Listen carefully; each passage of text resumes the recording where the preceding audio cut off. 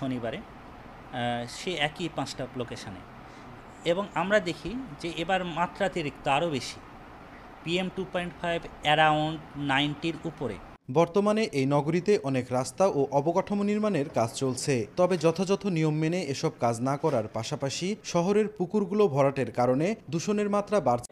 ভূমিকম্পের পরবর্তী যে ইফেক্ট হতে পারে অথবা ভূমিকম্পের সময় যে ইফেক্টটা হতে পারে সেটা বেশি ক্ষতিকর হতে পারে যদি গ্রাউন্ড ওয়াটার লেভেল কমে যায়, সেখানে একটা ভয়ের জায়গার পরিমাণ হয়ে যায়, সেখানে কি কোলাপস করার সম্ভাবনা আরো বেশি থাকে।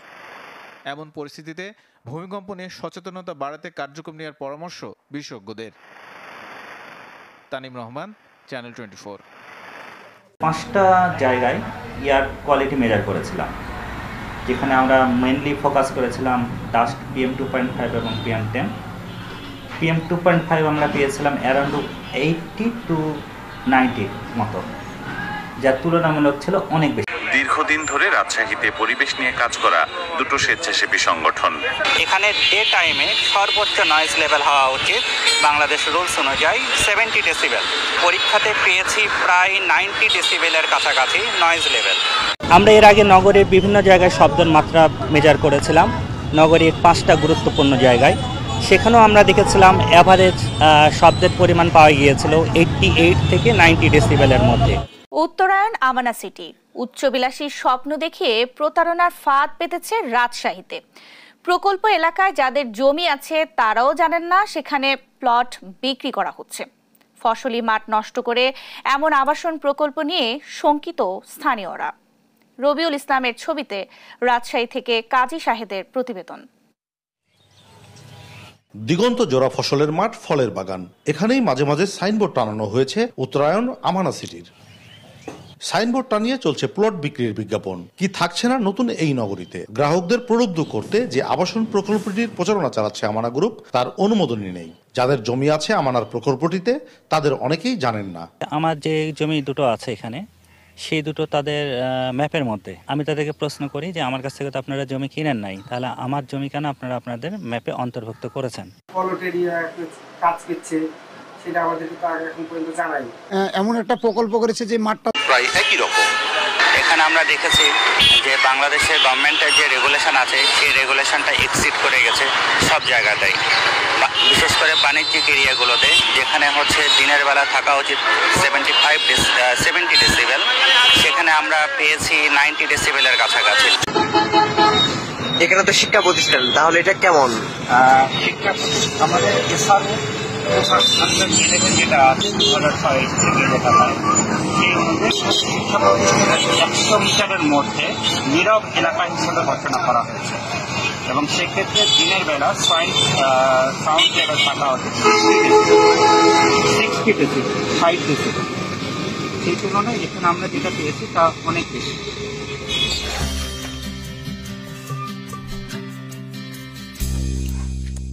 কেন এই মাত্রাটি মাপছেন এবং এটি দিয়ে আপনারা কি করতে চান? কিছুদিন আগে আমরা দেখেছিলাম যে একটা আন্তর্জাতিক সংস্থা থেকে রাজশাহীতে শব্দের বিভিন্ন মাত্রা এসেছে, মেজার করা হয়েছে। আমাদের একটা এসআরও আছে, এসআরও আসলে শব্দ দূষণের উপরে, যেখানে বিভিন্ন এরিয়াকে 5টা ভাগে ভাগ করা হয়েছে। আমরা এখন আছি রেলগেট এরিয়া, যেটা বাণিজ্যিক এরিয়ার মধ্যে পড়ে, যেখানে বাংলাদেশের এসআরও অনুযায়ী সর্বোচ্চ শব্দের মাত্রা দিনের বেলা হওয়া উচিত 70 ডেসিবেল। আমরা সেই জন্য এখানে মাপছি এবং মেপে দেখছি যে শব্দের মাত্রা কতটুকু আসে। এ পর্যন্ত আমরা পেয়েছি অ্যাভারেজ এখানে প্রায় 90 ডেসিবেলের মতো এসেছে। অনেকটাই বেশি, বেশ অনেকটাই বেশি। আপনার কাছে একটু জানতে চাই যে আন্তর্জাতিক সংস্থা যে জরিপটি চালিয়েছিল তার সঙ্গে আপনারা বাস্তবে কতটা মিল পেলেন? ওনাদের সাথে একটু কম পেয়েছি, ওনাদের তুলনায় আমরা বেশ অনেকটাই কম পেয়েছি। ওনাদের ক্ষেত্রে এসেছিল 100 ডেসিবেলের বেশি, কিন্তু আমরা পেয়েছি 90 ডেসিবেল, কিন্তু তাও স্বাস্থ্যের জন্য অনেক ঝুঁকিপূর্ণ। কারণ আমরা জানি যে মাত্রাতিরিক্ত শব্দ হলে সেটা হচ্ছে আমাদের শ্রবণ শক্তি কমিয়ে দেয়, এমনকি আমাদের হার্টের সমস্যা হতে পারে, শিশুরা ক্ষতিগ্রস্ত হয়। আপনারা এই যে জরিপটি চালাবেন, এটার ফলাফল আপনারা কি করবেন শেষ পর্যন্ত? এটার মূল উদ্দেশ্য হচ্ছে শব্দ দূষণের মাত্রা যদি বেশি হয় তাহলে জনগণের মধ্যে অ্যাওয়ারনেস বৃদ্ধি করা, যেন অযথা যত্রতত্র হর্ন না বাজায়, এবং বিভিন্ন জায়গায় সেমিনার করা, শব্দ দূষণের ক্ষতিটা তুলে ধরা। ধন্যবাদ আপনাকে।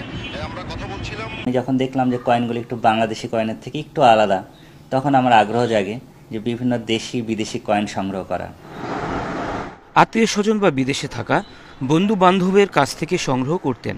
আবার কারো কাছে দুর্লভ কয়েন রয়েছে এমন তথ্য পেলেই ছুটেন দেশ বিদেশে। বেতনের একটা অংশই যেন বরাদ্দ থাকে কয়েনের জন্য। বর্তমানে জাতিসংঘর যে 194টা দেশ আছে, সবগুলো দেশের অন্তত একটা হলেও আমার কাছে কয়েন আছে। এছাড়া কিছু আছে ডেড কান্ট্রি। ডেড কান্ট্রি বলা হয় সেই কান্ট্রিগুলোকে যেগুলো আর নাই বর্তমানে, সেটা হয়তো অন্য দেশের সাথে অ্যাড হয়েছে অথবা স্বাধীন হয়ে গেছে বা ডিভাইডেড হয়ে গিয়েছে, অথবা বিভিন্ন আইল্যান্ডও আছে। এগুলো যদি হিসাব করি তাহলে অ্যারাউন্ড 465টার মতো আছে আমার ইন্ডিভিজুয়ালের জুরিসডিকশন, যেটা হচ্ছে ডেড হয়ে গেছে অথবা বর্তমানে আছে 194টা আছে। এবং আমার টোটাল কয়েনের সংখ্যা প্রায় 5000-এর মতো আমার সংগ্রহ। জাকিরের লক্ষ্য নিজস্ব মিউজিয়ামের মাধ্যমে এগুলো সংরক্ষণ করে। 90 দশকের শুরুতে আমি স্কুলের ছাত্র, খুবই কম বয়স, প্রাইমারি স্কুলে পড়ি। তখন মা একদিন আমাকে লিবিয়ার কিছু কয়েন এবং নোট দেখায়। যখন লিবিয়ার কয়েনগুলো আমি হাতে পাই তখন দেখি যে আমি সচরাচর বাংলাদেশি কয়েন থেকে সেই কয়েনগুলি একটু আলাদা। তখন আমার মনের মধ্যে ইচ্ছা জাগে যে সেই মুদ্রাগুলো সংগ্রহ করি, আর তখন থেকে আমার শুরু হয়ে যায় মুদ্রা সংগ্রহ। দেশের বাইরে অনেক আত্মীয় স্বজন থাকেন, তারপরে আমিও দেশের বাইরে যখন যাই, কয়েকটা দেশে আমিও গিয়েছি, ভ্রমণ করেছি, সেখান থেকে নিয়ে আসা।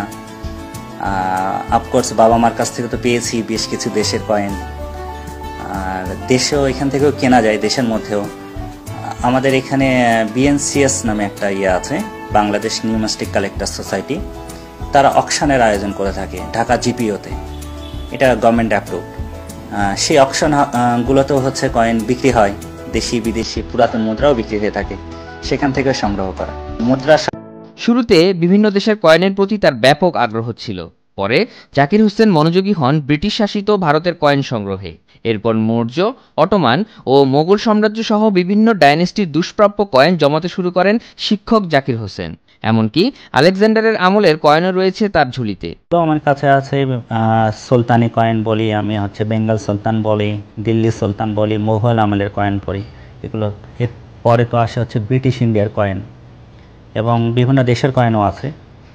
বর্তমানে জাতিসংঘের যে দেশগুলো আছে অ্যারাউন্ড 194, তার অ্যাটলিস্ট একটা হলেও আমার কয়েন আছে সবগুলো।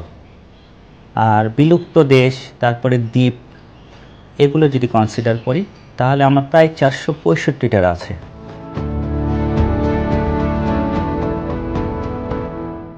বর্তমানে সব মিলিয়ে তার সংগ্রহে রয়েছে 190টি দেশ ও বিভিন্ন সাম্রাজ্য সহ 5000-এর মতো কয়েন। গত 30 বছর ধরে